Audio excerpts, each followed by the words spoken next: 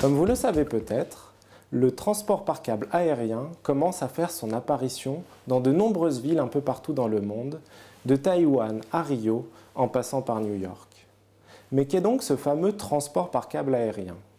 Il s'agit de tout moyen de transport utilisant un ou plusieurs câbles pour déplacer des personnes à l'intérieur de cabines suspendues à ces câbles.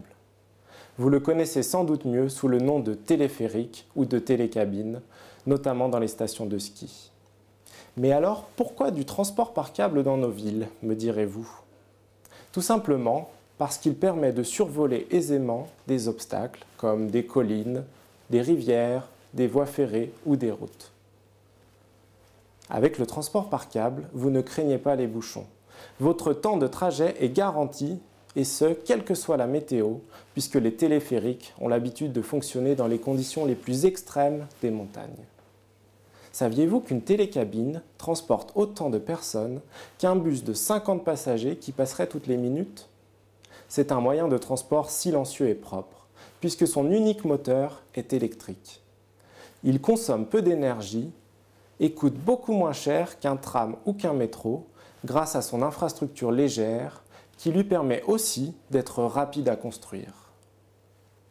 Avec tous ces avantages, le transport par câble permet de mieux mailler les territoires, de créer des liens dans des villes ultra concentrées, de libérer de l'espace au sol au profit de zones piétonnes ou de voies cyclables par exemple.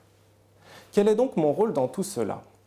Ma thèse consiste à obtenir un confort optimal des passagers à l'intérieur des cabines en calculant les accélérations qu'ils ressentent pour qu'elles ne soient pas désagréables.